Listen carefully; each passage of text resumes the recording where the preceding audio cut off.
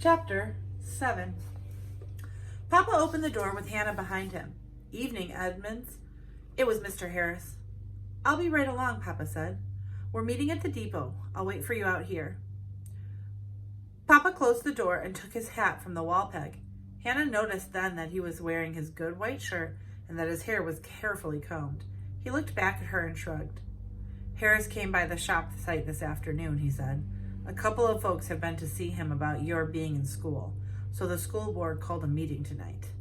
Hannah reached for her bonnet. "What do you think you're about? You stay right here, young lady. Harris wants me to attend the meeting, but he and the other board members and Miss Walters are going to do the talking, and that's as it should be." He opened the door. "Don't wait up," he said over his shoulder. "I'll tell you about it in the morning." The sun had not yet set, so Hannah could see the two men walking up the street towards the depot at the north end of town. The depot stood next to the railroad tracks. It had windows in all four walls. If she crouched down between two of the windows, she could probably be able to hear through the chinks in the boards. As she tied on her bonnet, she felt a twinge of regret about disobeying Papa. It was her duty and responsibility to obey him, but there were times when she simply couldn't, and over the past year or so, those times had become more frequent. She thought it might be partly because Mama was no longer with them. Sometimes Mama had taken her side in an argument, and together they had been able to talk Papa around. Now Hannah had to stand up to Papa alone. Irritable, snappish, dour, resentful, all his bad traits had worsened after Mama died. Hannah often found it easier not to argue with him, just to do what she wanted and hope he didn't find out. The time was planned to be back before he was, so he would never even know she had gone. She went out the back door so she could walk behind the stores and houses instead of down Main Street. The grocery was the last building before the depot. She paused for a moment in its shadow. Then, keeping wide of the depot, Hannah walked to its far side where she couldn't be seen from the street. Lantern light shone from the windows. She took a quick glance around, then hurried closer, bent over double, and crept to the east end of the building. The sun was almost gone now, and most of the depot stood in shadow. She crouched with her back against the wall. Sure enough, she heard a low rumble of voices inside. She could not make out words, but it seemed that the meeting had not yet begun. The creak of the door hinges meant that people were still arriving. Once the meeting started, they would be speaking one at a time, and she would be able to hear more clearly. She'd have to pay close attention so she could leave before the meeting ended and get home before Papa did. Suddenly, Hannah saw movement on her right. Someone was approaching the depot stealthily, just as she had. Heart thumping, Hannah stayed very still. If you don't move, maybe they won't see you, wherever they are. To her complete dismay, the person headed straight in her direction. Then she heard a loud whisper. "I knew you'd be here." Even in the gloom, she could see his smile. It was Sam. "What are you doing?" she whispered back as a wave of panic rolled over her. "Why is he here? Now I'm twice as likely to get caught." He crouched next to her. "Same as you," he said.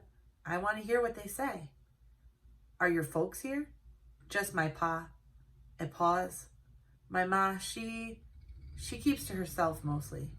"Did you really have oranges every day?" Taken aback by the abrupt change of subject, she stared at him for a moment and found herself answering the question. "Yes. No, not every day, but most." "Did you think I was lying?" "No, of course not."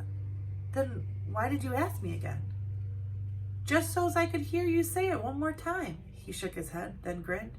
"An orange every day, wouldn't that be something?" Inside, Mr. Harris's voice cut through the murmurs. "Can we all come to order, please?"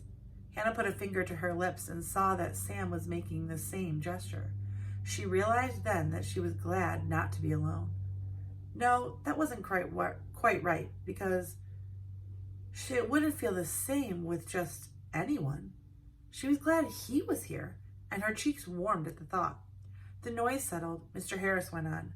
"I know folks here have some concerns about a new student who began attending school yesterday.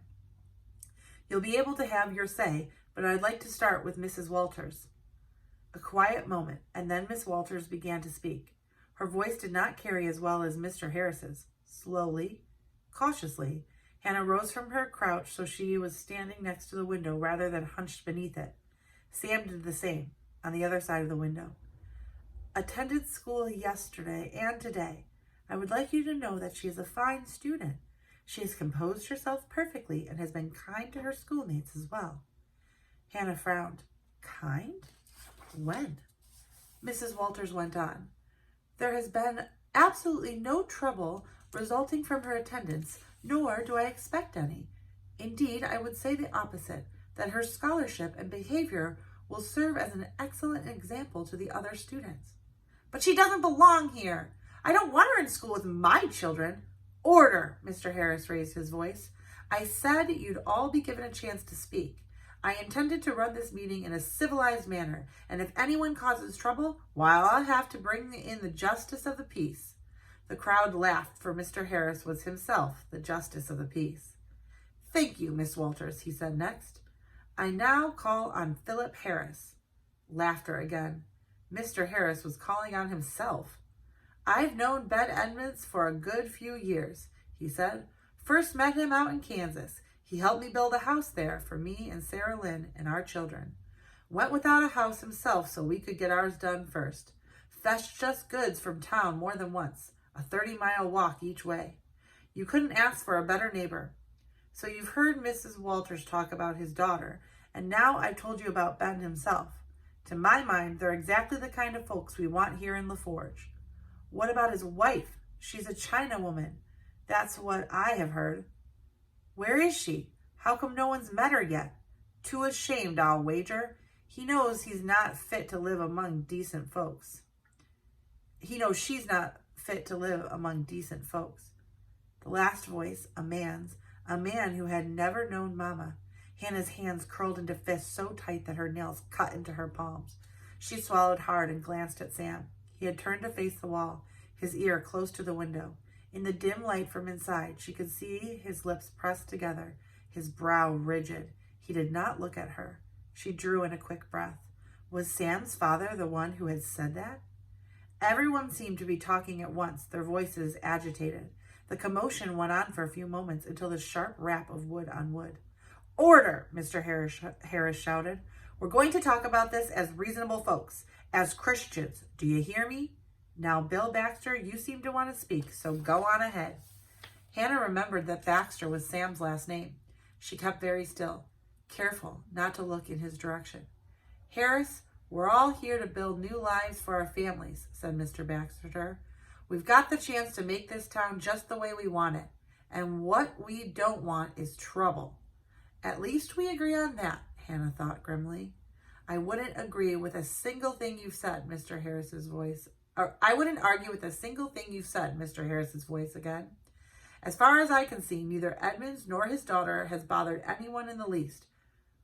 Fact is, their family has already done quite a bit of good here in LaForge.